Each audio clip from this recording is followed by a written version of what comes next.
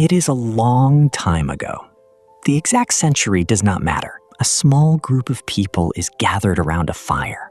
One of them, a young adult, a child, an elder, it doesn't matter, is lying on a mat. Their forehead is hot to the touch. Their breathing is shallow. They have eaten almost nothing for 2 days. The wound on their leg has started to smell. There are no antibiotics.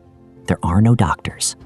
There is no hospital to carry them to. There is just the group, the fire, the mat, and someone sitting next to them with a damp cloth. For most of human history, this was what sickness looked like. And somehow, for 200,000 years, our species kept going. When we ask how ancient humans survived sickness, we usually imagine the question is about medicine.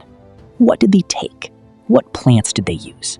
What were the early hospitals like? Those are part of the answer, but they are not the largest part. The largest part is much older, much stranger, and much more tender than we tend to give it credit for.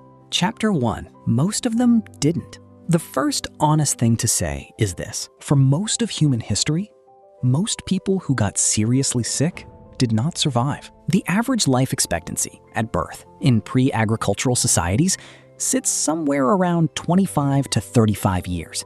That number is dragged down hard by infant and child mortality. Somewhere around 40 to 50% of children died before reaching adulthood.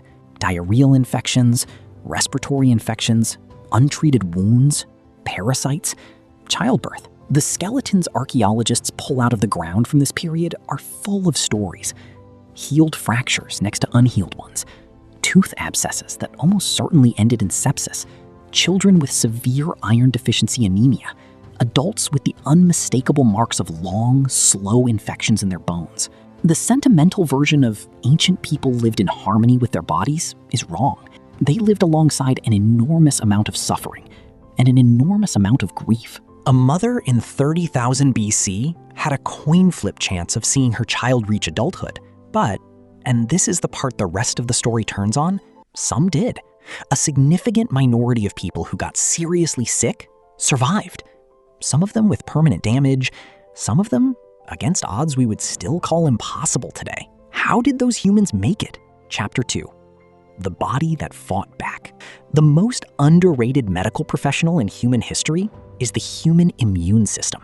Almost everything you experience when you are sick, the fever, the chills, the aches, the loss of appetite, the exhaustion, the cough, the runny nose, the desire to crawl under a blanket and not move, is not the disease attacking you. It is you attacking the disease. Fever is the body cooking pathogens at a temperature they cannot survive, while you can. Vomiting and diarrhea are the body evicting things it does not want. Cough is the body clearing the lungs. The loss of appetite reduces resources available to bacteria. The iron-binding response in your blood quietly starves them. Even the misery of being sick, the lethargy, the desire to be alone, the loss of interest in food and sex, has a name in immunology. It is called sickness behavior. It is the body forcing you to redirect every joule of energy you have toward your own defense.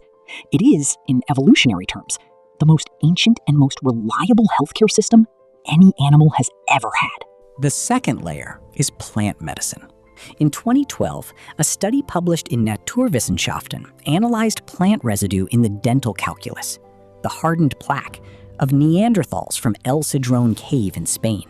They found chamomile and yarrow, both bitter, neither nutritious, both with significant medicinal effects. Chamomile for inflammation, yarrow for wound healing and fever reduction. Neanderthals were eating bitter herbs whose only function appears to have been medical 50,000 years ago. The list of modern drugs that are isolates of plants humans have used for tens of thousands of years is long and humbling. Aspirin, salicylic acid from willow bark, digitalis from foxglove, quinine from cinchona, morphine from poppies, honey as a topical antimicrobial, confirmed by modern wound care research and used in tombs for the same purpose for at least 4,000 years. By the time recorded history begins, the human pharmacopoeia is already enormous. Sumerian, Egyptian, Vedic, and Chinese texts describe hundreds of plant treatments, many of which we now know work. some of which we are still trying to understand. Ancient humans were not medically naive. They had been running the world's longest, most informal pharmaceutical trial for 50,000 years. Chapter 3. The hands that held them. But here is the part that almost never makes it into the version we tell ourselves. The largest reason ancient humans survived sickness was not biological, and it was not pharmacological. It was social. The oldest skull we have of a person who survived a serious disability into adulthood is Cranium 1-4 from the Sima de los Huesos site in Spain.